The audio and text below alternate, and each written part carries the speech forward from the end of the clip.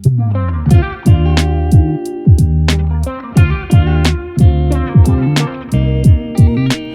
and welcome back to the Nourish with Purpose podcast. It's Bailey, and I hope you're having a great Thursday or whenever you're listening to today's episode.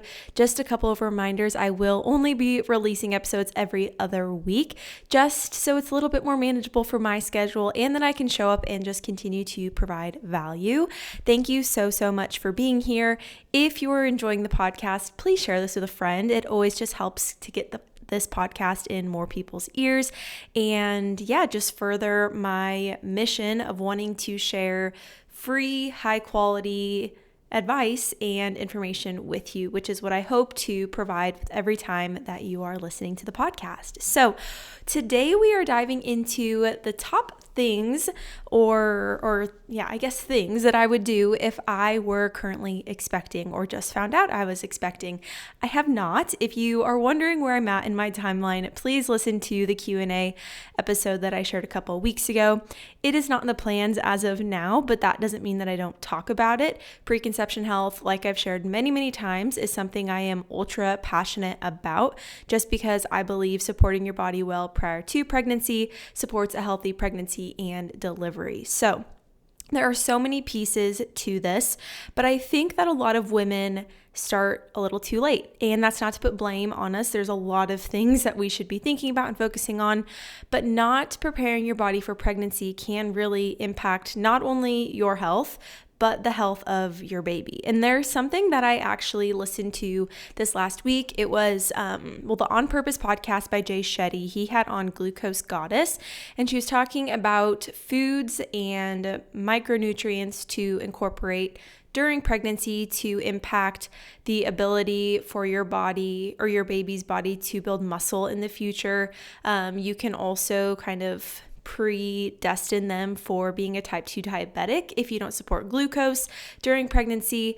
Choline is another one for DNA and then also brain development if you think about those omega-3 fats. So it was just so wild to me, and I did a whole write up on this over on Substack, which I'm going to link in the description of today's episode, just about what I would do prior to pregnancy, foods that I would add in, but during pregnancy, I also linked that reel, so you can check that out and just learn more. I think it's so fascinating, but it's not just for us women, right? It takes 3 months minimum to actually kind of support egg development or support your egg health. And so if you think about men, it also takes about 3 months or more to improve sperm health.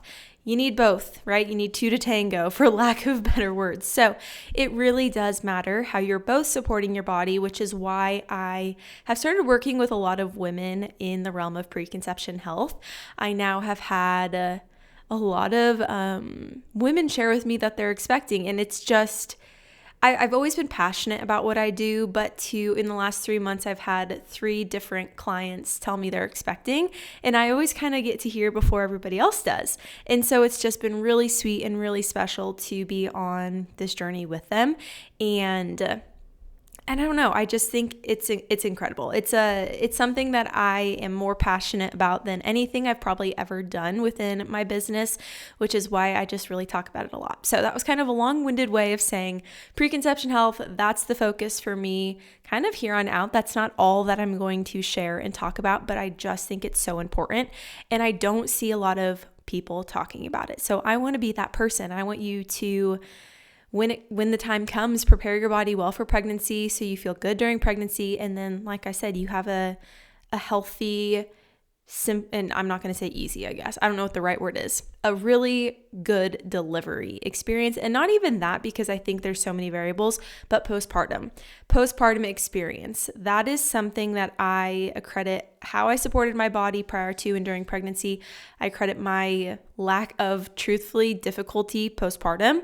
There's definitely times when I didn't eat enough and days when I felt like my hormones were all over the place, my emotions were all over the place, but really pretty rare. And I know that that is not the case for everyone, but I exercised well. I felt strong while I was delivering Oliver, and postpartum, my body healed really quickly. And so I just think there's a lot more that we can do And honestly, for lack of offending anyone, I feel like we don't talk about it, right? Because there are those outliers where you do everything perfect and maybe you have issues with conception, or you do everything perfect and you still have a traumatic birth experience, or you do everything perfect and you still struggle with postpartum depression.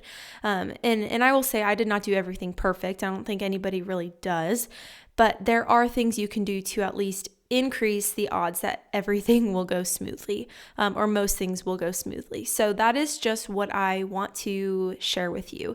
And today, like I said, we're going to jump into how you can just prepare your body well for postpartum and how you can actually start doing that early on in your pregnancy. Before we get into that, a couple updates. I feel like I haven't shared a lot about my personal life on here recently. I've had some incredible guests on and honestly just want to jump into the information as fast as I can. But Oliver is almost 1, which is really insane to me. The fact that I have had him, I've spent every single day and night with him for the last year. Obviously, I have help, but just the fact that like I've not spent a night away from him in the last year is just crazy, and something that is just I don't take for granted, the time that I get to spend with him. But he's almost 1. It's something that I'm honestly like not sad about. I think I've shared this before, is I want him to continue to grow. I want to continue to see his personality develop.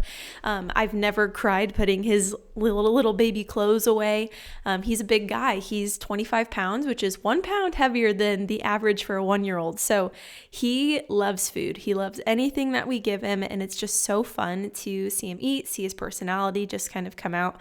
And also he's starting to walk, which is something, I mean, he's been kind of teasing us since Christmas. Like he's been walking along like the couch or the walls, and now he's just getting a little bit more explorative. I don't know if that's the right word, but he's exploring his options. And so him, hopefully walking before 1. He's just growing up so much, but I'm also planning his first birthday party. So his theme is Oliver's First Farmer's Market, which I just feel like is very on brand for me.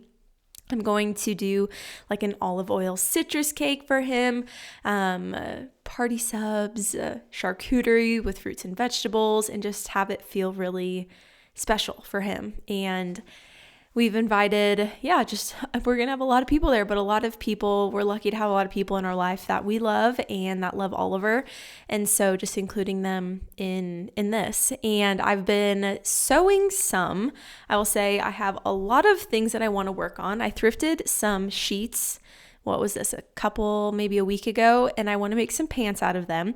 But that's a little ambitious for me. I started with doing a birthday banner for Oliver, and it's nothing crazy, but it just says 1 that I'm going to Velcro onto his high chair during his party. And then today I'm actually going to start doing pennants that I can string across the ceiling, kind of one way and another. Just want it to look very cozy, very whimsical. I don't know.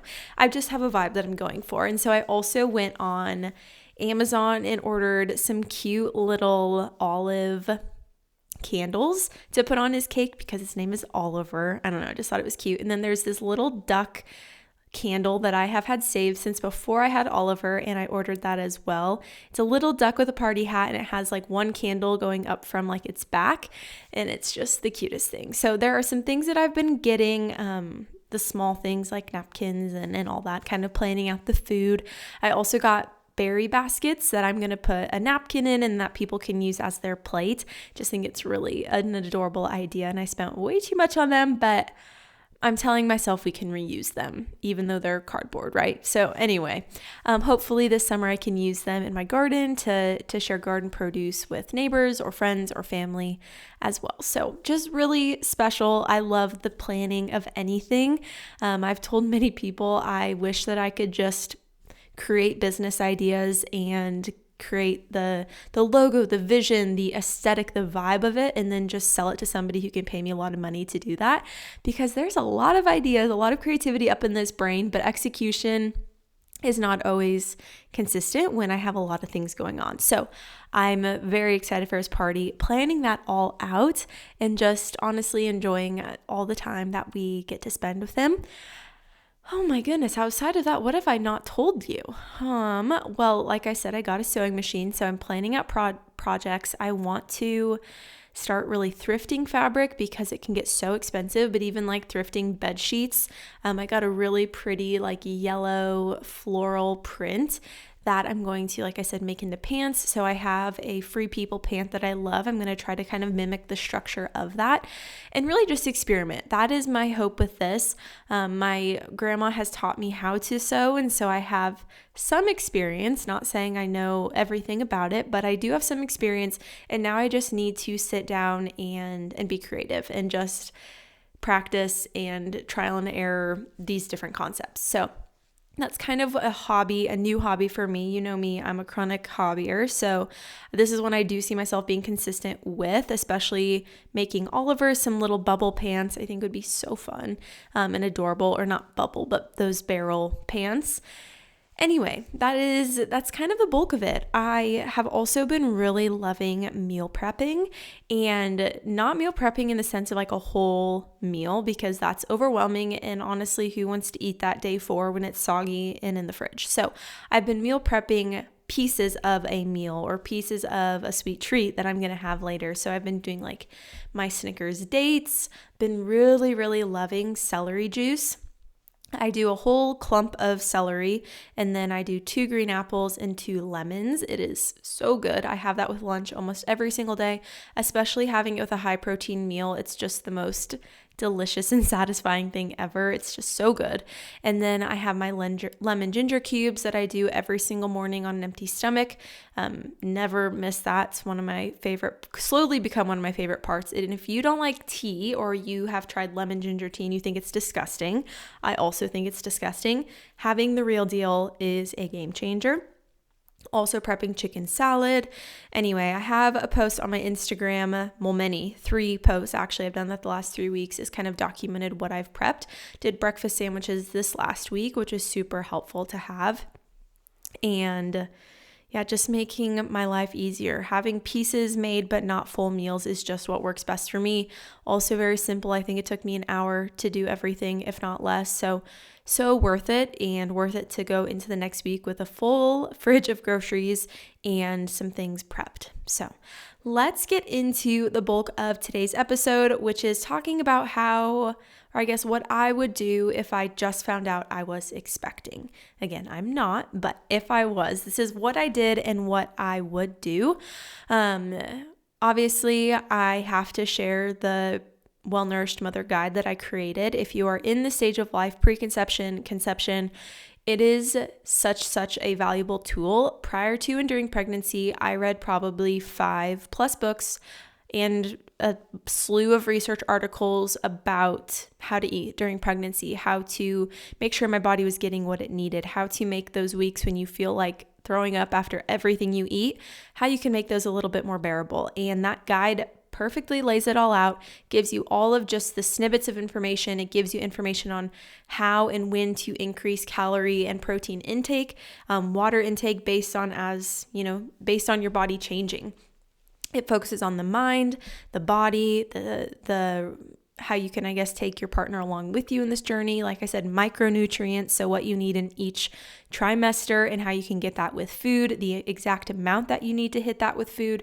It is so laid out for you that I wish I had this, and I will cling to this guide whenever we have our next baby, because it is full of information. It's literally everything that you need when it comes to nourishing your body. So that would be my first resource that I would go to. I have that linked below that you can purchase, and I'm telling you, it is so worth it. And I know that I created it, so of course I'm going to say that, but I truly believe in it, and it is just so much packed into one guide. So anyway, I don't want to sell that. I don't mean to be salesy or sell that to you, but I just think if you need something laid out for you, please purchase that guide, get that guide, because it's just very well done. I have to give myself a pat on the back because I dedicated many months postpartum to creating a resource so that clients and also just people in general didn't have to have a difficult pregnancy, because I believe it is one of the best times of your life, and I want you to feel that way too. Okay, but aside from that, this is what I would do. The first thing would be eating enough. So when you go to your OBGYN or your midwife appointment, they're going to tell you what not to eat, and they're probably just going to tell you what not to eat. And I don't say that to criticize them, but they really just don't tell you what you should be eating. They just say, don't eat high mercury fish, don't eat raw or unpasteurized dairy, yada, yada, yada. And I really didn't follow most of that. This is obviously controversial, and I didn't want to talk on this until I had Oliver and confirmed that he is healthy and safe, which I knew he would be. I just trusted that because I trust my body and what my body needs. But I had deli meat. I had raw milk all the time during pregnancy. And this is not me telling you to do this. This is my own personal decision. So you can do what you feel comfortable with. But raw chocolate milk saved me that first trimester, making my own at home with a little maple syrup, cacao powder, pinch of sea salt, and raw milk. Ugh, like my mouth literally waters still thinking about that. That food was key. Milk, especially unpasteurized, when it's not been heated to the degree that a lot of the good bacteria gets killed off, it's a powerful food. And that is what I believe. Like I said, if you believe otherwise, totally cool. But I love that. I also craved sushi so much during pregnancy. I always just wanted seaweed. And so I would do seaweed snacks, obviously, but every time we were somewhere where there was a trusted source of sushi or a trusted restaurant that could provide obviously high quality, good sushi, I made sure we went. And I think my husband was so tired of eating sushi by the time that I was pregnant, because anytime we went to a major city near us, I just wanted sushi. And I did. I had raw sushi. I had cooked sushi. I knew that my body needed iodine, which is what you can get from not only seaweed, but quality fish, also those omega-3s from quality fish. And I just trusted that that was okay for me. So eating enough was key for me. Understanding cravings was key. Knowing if I crave something sweet or salty, what that meant and what I needed. But most importantly, I guess I kind of got sidetracked because I'm very passionate about this, but the lack of education around nutrition during pregnancy within the hospital realm, even midwife clinics, is so minor, at least most in my own experience, which I know Nebraska is not the best place for prenatal care. Okay. Not saying they don't do a great job, but the more holistic side of this is just not really an option here. So you have to do your own research and trust your body and your intuition. But they will say, have crackers beside your bed to help with morning nausea. You will continue to feel like shit. I won't say it, but that is as severe as I feel about this. You will feel terrible if all you have is crackers when you feel nauseous. You will feel terrible. Okay. If you want to feel good, you need to have a source of protein. I'm not kidding. As soon as your feet hit the floor after you wake up and get out of bed, you need to run to the kitchen for a protein source, or you need to have your husband have a protein shake or a raw chocolate milk ready for you to chug down. I know that eggs, at least for me, eggs did not sound appealing in the slightest. I could not do it, even though I knew my body needed choline. I could not do eggs for the longest time. So doing even a decaf latte with frothing in an egg yolk would be a good way to get some choline. Something, also a good source of protein, something so that your body is getting fat and protein right away in the morning, okay? This could also look like a couple tablespoons of pumpkin seeds, because you need zinc. Zinc is crucial, especially in those early weeks, for making sure your baby is getting what it needs to sustain life long term, right? And so if we are thinking about just how to feel good and not feel like trash, protein is your best friend. Protein and fat are your best friends. We also need carbs, right? It is okay to eat way more than you did prior to pregnancy, or even just eat a little bit more. This does change every trimester. Like I said, I've outlined that really clearly in the prenatal guide, the Well-Nourished Mother guide that I created. It does shift and it does change, but you should not fear fueling your body. Like I said, right away in the morning, I would eat as much as I possibly could that was rich in protein and fat. The crackers aren't going to do it for you, okay? Next, I would also think about the timing of meals. So I would think about for sure breakfast, but also having snacks every couple hours.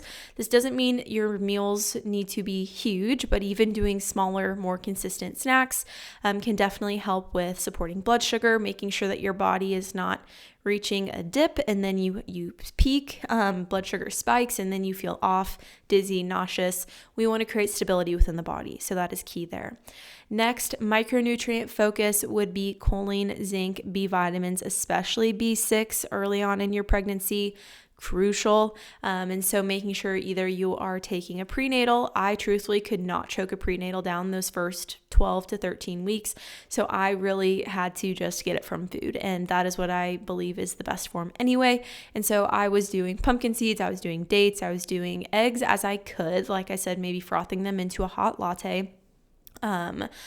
Oh gosh, what else did I eat? A lot of red meat, a lot of cottage cheese, that Good Culture cottage cheese. They have a lactose-free version. Nathan at one point bought 7 containers and I had that done in 2 weeks. There is nothing even now that sounds better than cottage cheese and dipping some really kettle cooked, salty olive oil potato chips in. Like that is probably my favorite snack in the whole world. Am I saying it's the most nutrient dense? No. But that is what I wanted during pregnancy. I just wanted dairy. And again, if you think about dairy, it is truly one of the most nutrient and mineral dense foods you can consume. For me, it looks like a lot of lactose free or raw because that's what my body can tolerate. Parmesan cheese is something I also wanted. But really just understanding, again, what am I craving?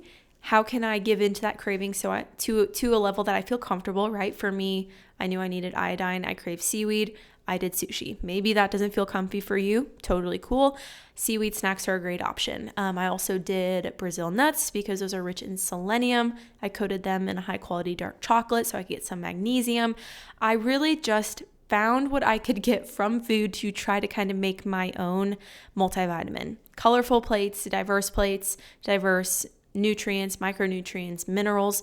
I did as much of that as I could. And so that was easiest for me, but the timing really did matter. Like I said, every couple hours, I really wanted to have something in my system so that I didn't feel sick. And most often that was a source of fat or protein. Next, number 3, I would not stress about what to do next. Now, when I announced to my close family and friends, I was only 5 weeks pregnant with Oliver. I know that maybe sounds kind of risky, but I just trusted that things would go well, and I believed that things would go well. I believed in the best case scenario versus fretting over what could go wrong, and I think that's where a lot of people go wrong.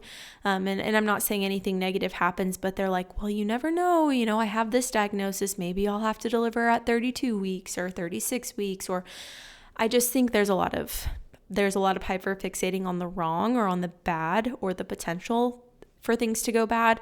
And it's really just not supporting your mindset well during pregnancy, truthfully. So I really just was like, okay, until I'm 10 weeks, I'm not really worrying about even getting into the clinic to see what's going on.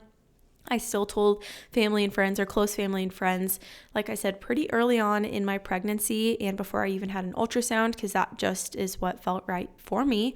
And with my next baby, truthfully, I probably will not go to the doctor until we do an anatomy scan at, not even doctor, midwife. That's who I'll go through again, till I'm probably 20 weeks or 21 weeks at the anatomy scan.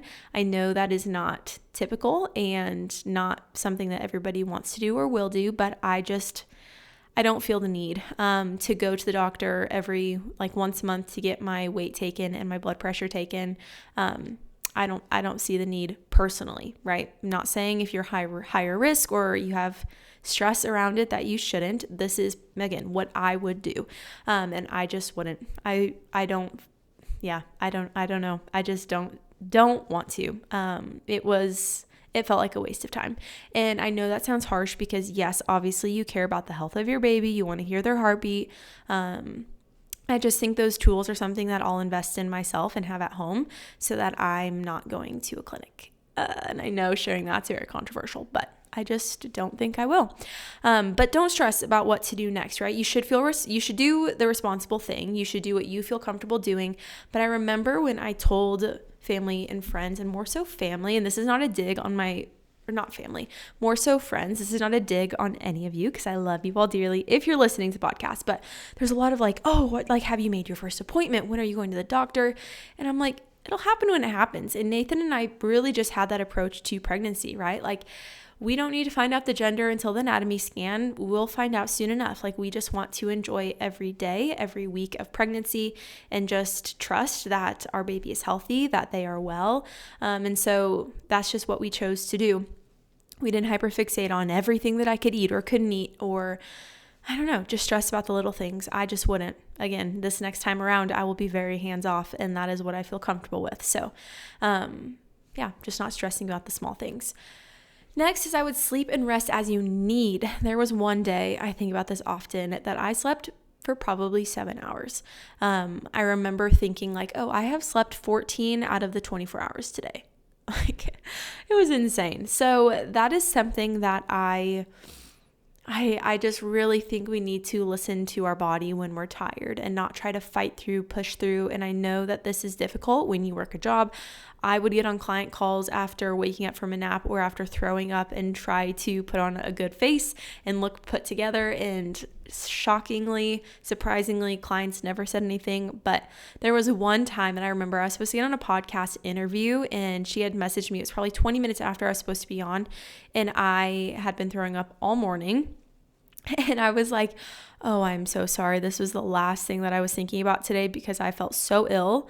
And then we got on the call and she's like, are you okay? I'm like, well, I'm pregnant. So, and it was still, again, pretty early on, but she knew pretty early on because I'm like, how do I cover this up? Like, I literally didn't get on the call because I was puking. So, anyway, that was just something where I'm like, yeah, my body just needs rest. And there was one time I was getting on a group call, and afterwards my mom was like, you don't look like you feel good. I'm like, you think everybody can tell that I'm pregnant? Because literally white as a ghost, look a little green, no makeup on. I try to look very presentable, or at least as presentable as I can on Zoom. It's kind of hard, but I just didn't have it in me to care that much. And so I think just resting when you're able is so crucial, making sure you have people around you that can take care of you, or support you, make you food.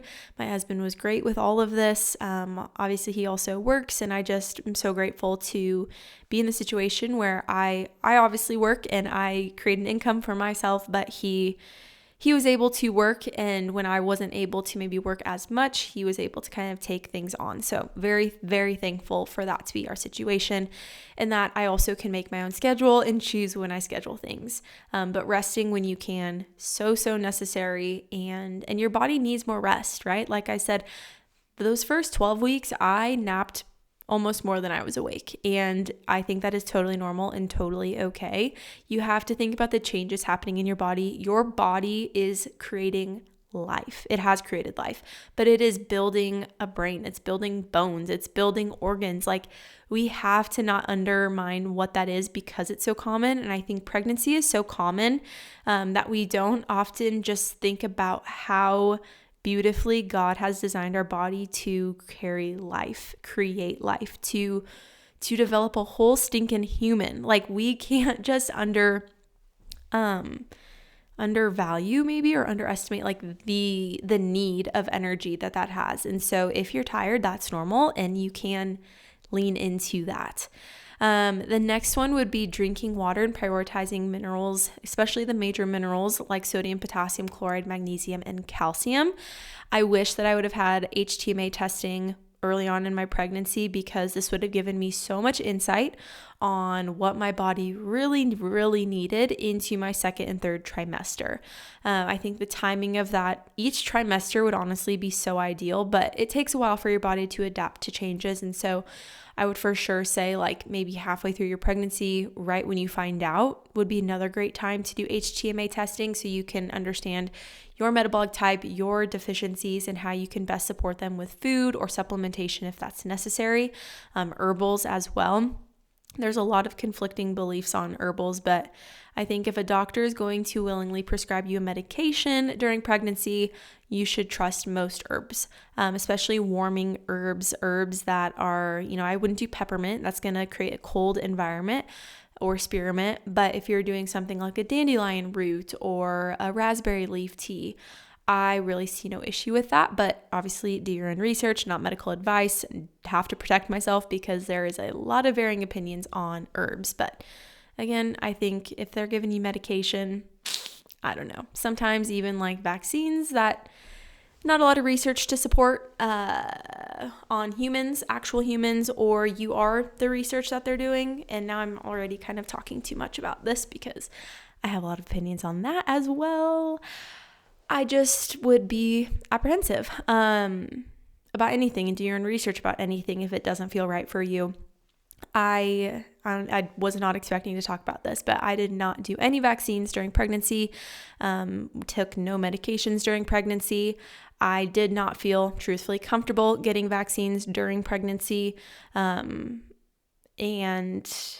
I just felt like I've heard too much even with the COVID vaccine during pregnancy, and I'm not going to give numbers because I'm not going to fearmonger anyone, and ultimately you have to do your own research and what feels most comfortable for you. But seeing that doctors were willingly giving that to pregnant women felt very off and very inappropriate to me. So that's kind of my thoughts on that, to not go too much into it or my beliefs around the topic of that. However, I just felt best about doing none. They're going to offer, and obviously make your own decision. I would not do any of those, and I didn't do any of those the first time around. I would, again, do my own research, and that is a point here that I want to convey, and I've conveyed multiple times already. Do your own research and do what feels comfortable. What's incredible is that every mother wants the best for their baby, right? And so if me even saying that triggered you, I wanted what was best for my baby, and I trust that you want what's best for your baby. So you doing something else might be what feels best for your baby. I did what felt best for mine. And we all have the ability to make our own decisions, and we all have access to the same research, the same books to do our own research on that topic. And so, no mother really has ill intentions, right? And so I think there's a lot of criticism one way or the other around just a lot of different conversations around pregnancy. It's such a sensitive topic, and ultimately we want what's best. And I think that just looks different for everyone. So like I said, I would make sure, coming back to this before I got off on a tangent, I would make sure I'm prioritizing minerals. Sodium and potassium are kind of the spark plug for your cell, especially potassium. Sodium is what allows things to enter and exit the cell. So when we think about thyroid health, sometimes we will look at blood work and see TSH is really elevated, showing higher release of the thyroid stimulating hormone. But if we are not looking at HTMA with blood work, we can't necessarily see what's happening at a cellular level and causing the body to produce too much TSH. Thyroid health is something that up until 12 weeks of pregnancy, the baby is pulling a lot from your thyroid, which is why I do think I see a lot of hypothyroidism within clients that are mothers later on in life, because if we don't support our thyroid well during pregnancy, prior to pregnancy, it just can be depleted later on. So selenium and iodine, zinc, key nutrients there for sure, selenium and iodine. Choline is also a great one. Obviously, I've touched on that a lot. Making sure that we're giving our thyroid what it needs, but kind of coming back to cellular health. If we have a lot of TSH being created, but we see low energy conversion, oftentimes that is because there is some sort of piece of cellular function that is not allowing TSH into the cell. So that's where we have to look at sodium and potassium, and just making sure that our thyroid is adequately supported. So all of that to say, blood work, HTMA, I would do that every single time I found out I was expecting. I would do that, and obviously through a functional practitioner, something I do alongside clients. I would also do it about 3 months postpartum and minimum 3 months before trying to conceive. That would be my timeline for testing, and that is exactly what I will do prior to conception and during my pregnancy and postpartum. I would lastly, kind of to wrap this up, get outside and sit in the sun. There were so many days, and I think you can do a lot to prevent nausea, but sometimes it's just what you experience. I know sperm health can contribute to morning sickness. I don't know if I believe that for every couple, but there's things that are kind of predestining that for you already, unfortunately. And so for me, when I did feel sick, it was probably 3 weeks that were pretty rough. I slept a lot, drank a lot of water, prioritized the protein, eating enough, again, here was key. When I started doing that, I felt so much better, but also just sitting outside. There would be so many days I'd just be sitting on the steps on our porch in direct sunlight, eating lunch or eating a snack because I just needed to feel the sun on my face Great way to get in vitamin D. It's harder in the winter, but I was pregnant during the summer, so it was easier for me to get outside, get sunshine on my face, but I would definitely do that. Also, move your body as much as you can. I ran until I was about 20 weeks pregnant, and I felt strong enough to do that, but I needed to eat something before I exercised. Never, ever, ever did it go well if I worked out fasted. Even just walking, gentle movement, stretching, pelvic floor exercises, the pelvic floor therapy, ways that you can work on engaging and relaxing your pelvic floor will really help you during delivery, I guess is what I'm trying to say. So I know there are a lot of different ways that you can personalize nutrition for pregnancy, personalize this plan, which again, like is what I do with clients, and it's something that I do think is very specific to the individual. I had an episode this would be about a month ago actually, about taking care of your body during pregnancy and labor and delivery, postpartum. And that is something where I would revisit that conversation. We talk about the brewer's diet, which can be really good for some, but I think even some of these things can help prevent preeclampsia. And anyway, that episode is just a really great resource. So with that, let's go ahead and close today's episode in prayer. So dear Lord, just thank you for the ability to get on and talk openly about what's going on in my life and just connect with others on topics around pregnancy, preconception, and postpartum. I thank you for the women you've placed in my life that have come from the podcast, and I pray for protection and strength upon them, and that they just continue to pursue a relationship with you and desire a relationship with you, even as their seasons of life shift and change. Again, just thank you for today and the opportunity to speak so openly on here, and again, just praying for protection and guidance over whoever is listening. In Jesus' name we pray, amen. All right, so if you're interested in following along with my life outside of the podcast, you can find me at Nourish with Bailey on Instagram, TikTok. Otherwise, my email is in the description of each episode. So if you want to connect, talk more about what's going on, or have maybe some insight on how to best support your body prior to, during pregnancy, and postpartum, I'd love to talk to you.